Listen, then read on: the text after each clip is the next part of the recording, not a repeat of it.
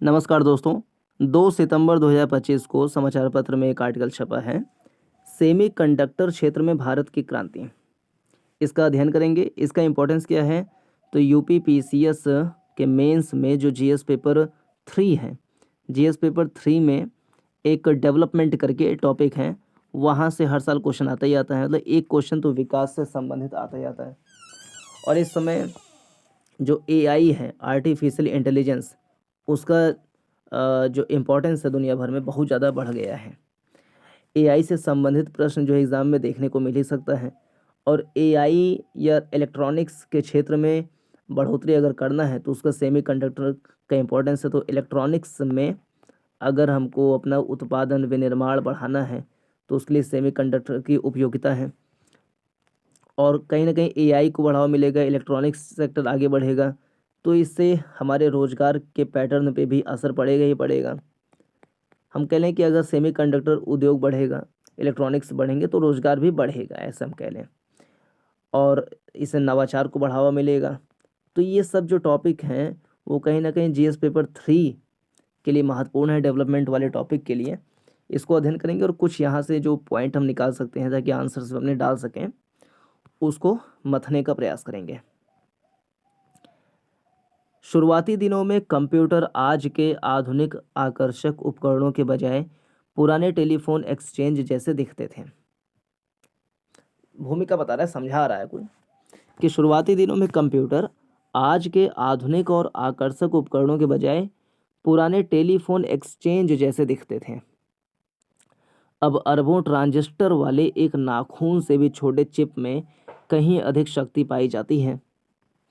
ये chips mobile phone, car, train, fridge, TV, scooty, factory मशीनों, हवाई जहाज़ों को चलाते हैं और उपग्रहों की को भी दिशा दिखाते हैं। कौन कौन दिशा दिखाते हैं? ये चिप्स, ये जो माइक्रो चिप्स हैं वो दिशा दिखाते हैं। ये इतने छोटे होते हैं कि अब आपकी उंगली से भी में भी फिट होकर आपके दिल की सेहत तक नापते हैं। यही सेमीकंडक्टर का जादू है। तो सेमीकंडक्टर से क्या बनते हैं? चिप्स बनते हैं। और से चिप का उपयोग कहाँ कहाँ हो रहा है देख सकते हैं। जितने भी इलेक्ट्रॉनिक सामान हैं, mobile phone, car, train, fridge, TV, scooty, factory machine, हवाई जहाज, उपग्रह में, सैटेलाइट में भी सेमीकंडक्टर का यूज है। माइक्रोचिप्स बनाएंगे उससे। हेल्थ सेक्टर में भी इसका योगदान है।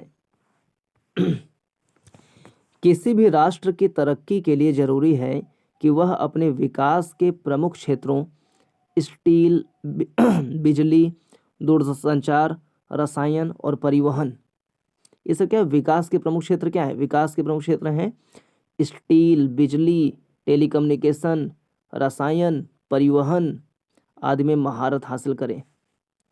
सेमीकंडक्टर भी अत्यंत महत्वपूर्ण क्षेत्र है।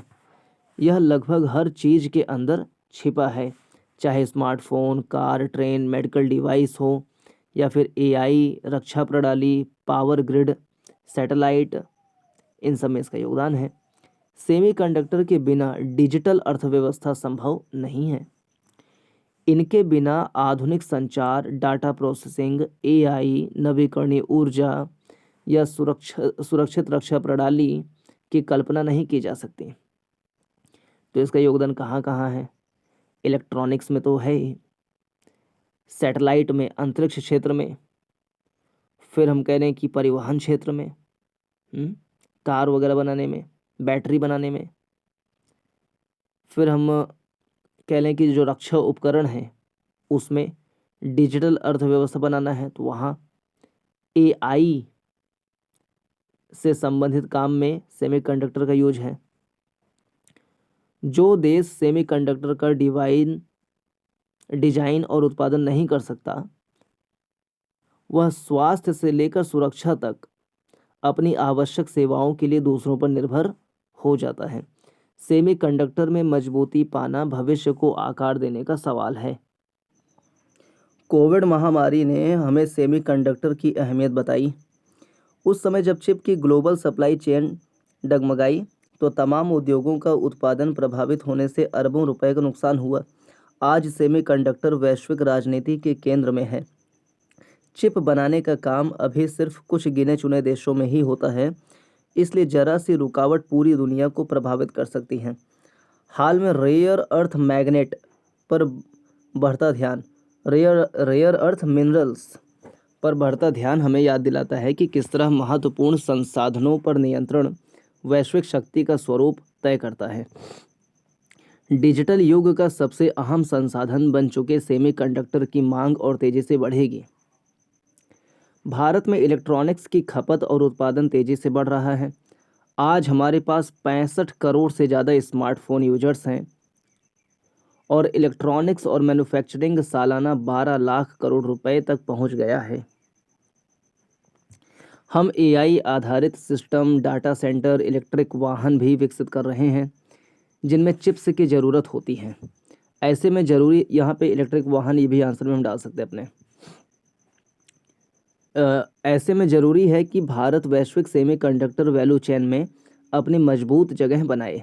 दशकों तक यह कहा जाता रहा है कि सेमीकंडक्टर की दौड़ में भारत पीछे छूट गया है। अब यह सच नहीं।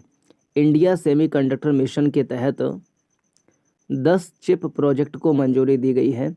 इस साल पहला मेड इन इंडिया चिप बाज़ार में आ जाएगा। गुजरात के साणंद में एक यूनिट में पायलट प्रोडक्शन लाइन शुरू हो चुकी है। एक साल में 4 और यूनिट्स के उत्पादन शुरू करने की उम्मीद है।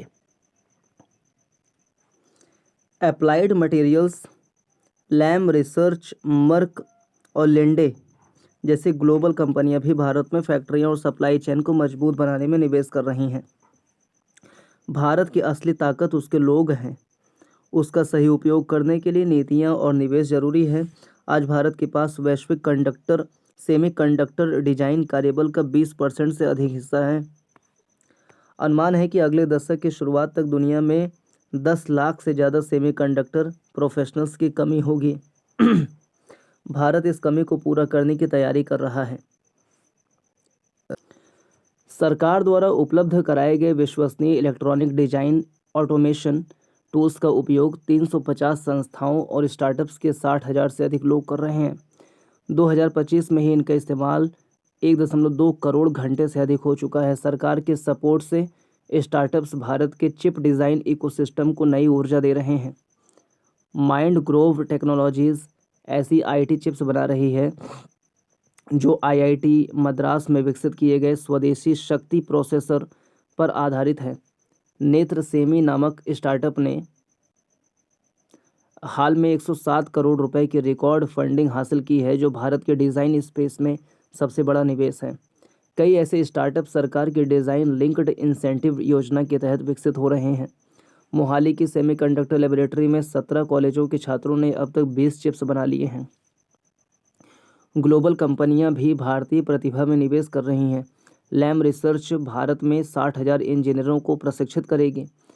आईआईएससी, आईआईटी अन्य संस्थानों के साथ साझेदारी से लैब से फैक्ट्री तक कार्यबल तैयार हो रहा है। भारत, अमेरिका, जापान, यूरोपीय संघ और सिंगापुर आदि से मिलकर केवल अपने लिए ही नहीं बल्कि पूरी दुनिया के लिए निर्माण करने में सक्षम बन रहा है।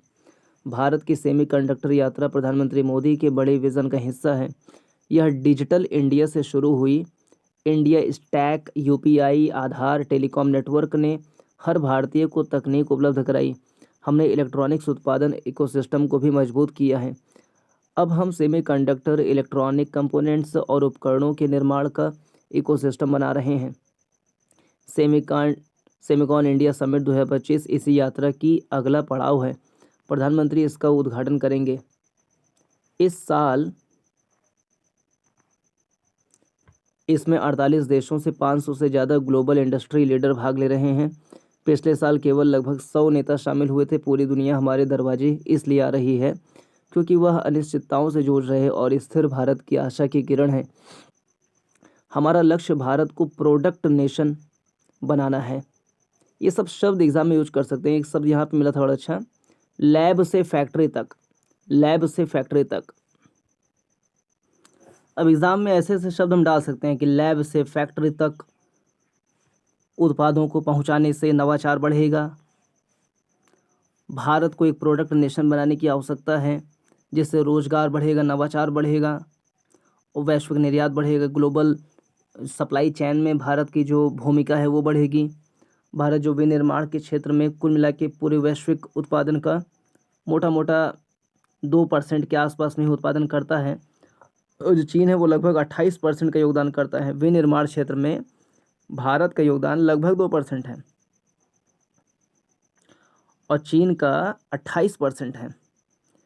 तो ग्लोबल सप्लाई चेन मतलब ग्लोबल जो प्रोडक्शन है उसमें भारत की हिस्सेदारी को बढ़ाने की आवश्यकता है, प्रोडक्ट नेशन बनाने की आवश्यकता है। इससे आत्मनिर्भरता बढ़ेगी, विदेशी मुद्रा भंडार बढ़ेगा, निर्यात बढ़ेगा, लोगों को रोजगार मिलेगा और 2047 तक विकसित भारत के लक्ष्य को प्राप्त करने में सफलता मिलेगी। बहुत सारी चीज़ें ऐसे हम डाल सकते हैं आंसर में। हमारी सेमीकंडक्टर फैक्ट्रियों से निकलने वाले चिप न केवल भारत बल्कि दुनिया के telecom, automobile, data centre, consumer electronics और इंडस्ट्रियल इलेक्ट्रॉनिक्स जैसे अहम क्षेत्रों की ज़रूरत पूरी करेंगे। इस तरह भारत पूरे सेमीकंडक्टर सेक्टर में एक मजबूत और प्रतिस्पर्धी केंद्र बनकर उभरेगा। तो इस वीडियो में इतना ही। पूरा देखने के लिए धन्यवाद। नमस्कार, जय हिंद।